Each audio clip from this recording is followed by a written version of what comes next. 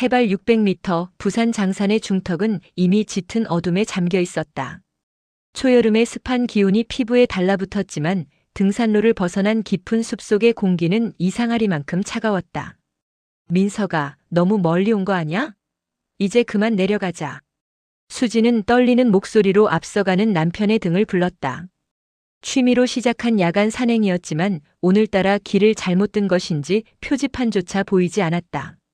민석은 대답 없이 손전등을 휘둘렀다. 빗줄기가 닿는 곳마다 기괴하게 뒤틀린 나무들이 비명을 지르듯 서 있었다. 조금만 더 가면 될 거야. 아까 분명히 저쪽에서 불빛을 봤거든. 민석의 목소리는 평소보다 낮고 갈라져 있었다. 수지는 등 뒤에서 느껴지는 기분 나쁜 시선에 몸을 떨었다. 누군가 자신들을 지켜보고 있는 것 같았다.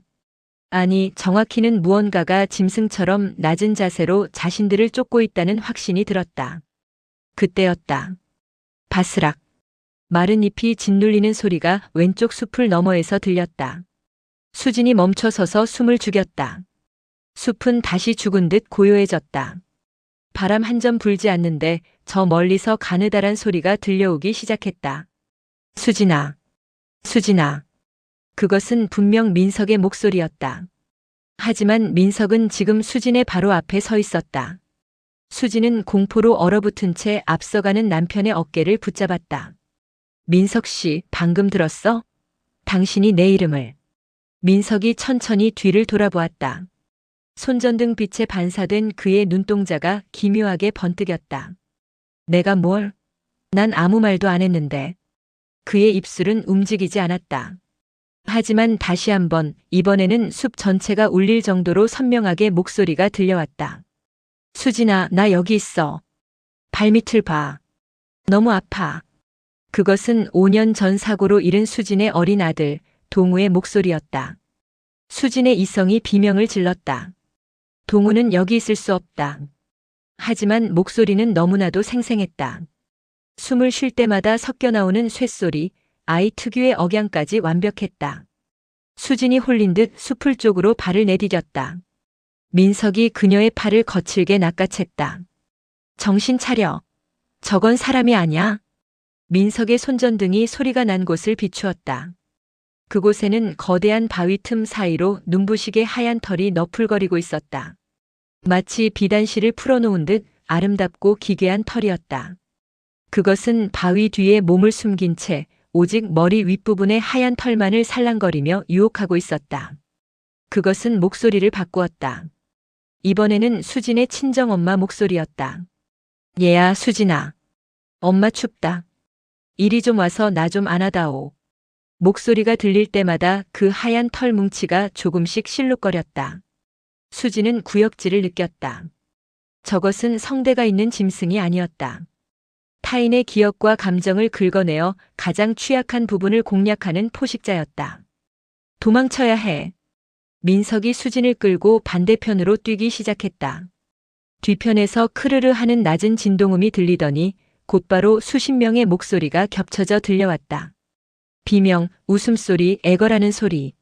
수많은 인간의 언어가 뒤섞인 괴음이 숲을 메웠다. 얼마나 달렸을까?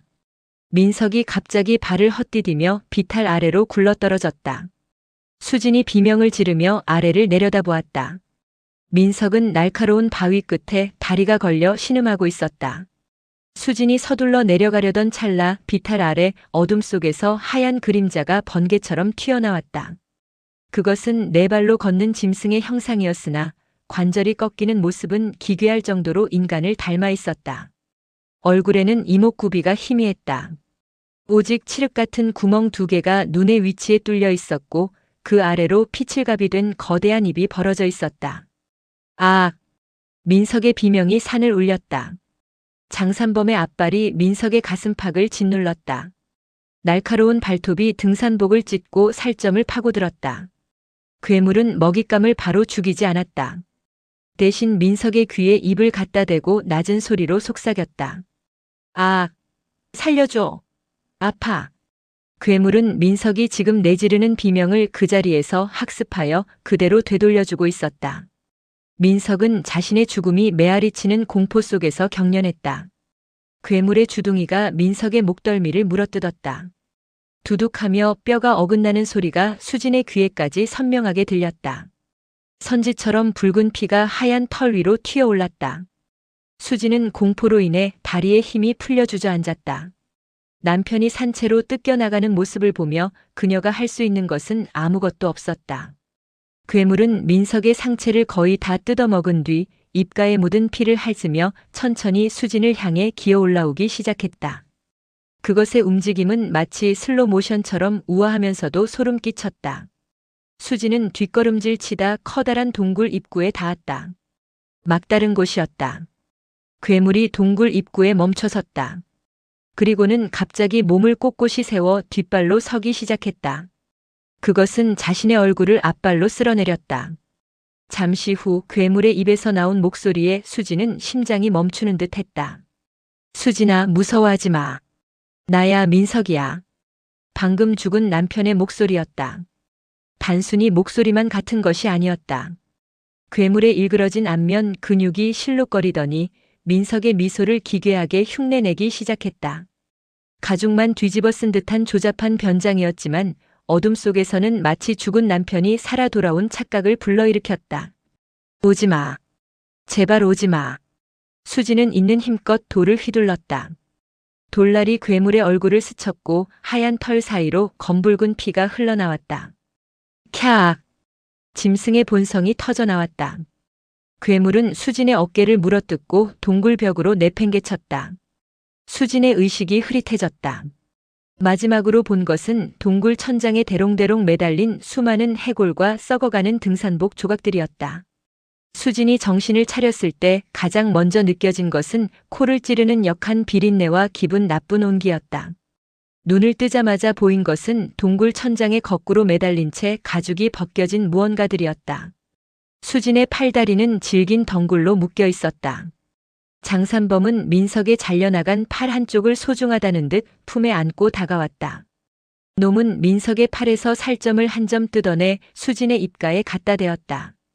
먹어. 당신이 사랑하는 남편이잖아. 당신 안에서 하나가 되면 안 무서울 거야. 수진이 입을 굳게 다물자 놈의 긴 손가락이 수진의 턱관절을 으스러뜨릴 듯 움켜쥐었다. 억지로 벌어진 입 사이로 비릿한 인육이 밀려 들어왔다. 수진은 구역질을 했지만 놈은 수진의 목을 쓰다듬으며 속삭였다. 동우도 이렇게 먹였어. 아이가 참 맛있게 먹더라. 그 순간 수진의 정신은 산산조각 났다. 5년 전 실종된 아들의 비극과 남편의 살점을 씹어야 하는 현실이 그녀의 이성을 난도질했다. 장산범은 인간의 공포를 즐기는 지능적인 악마였다. 놈은 날카로운 앞발톱으로 수진의 허벅지 살을 아주 얇게 저미기 시작했다. 아, 차라리 죽여. 수진의 비명에 장산범은 환희에 찬 듯 몸을 부르르 떨었다. 놈은 썩어가는 가죽 더미에서 인간의 안면 가죽을 집어들어 자신의 얼굴에 대고는 수진의 비명을 그대로 복사해 내뱉었다. 죽여줘. 차라리 죽여줘. 아하하. 놈은 이제 수진의 배 위에 올라타 앉아 손톱으로 수진의 복부를 가로질러 선을 그었다.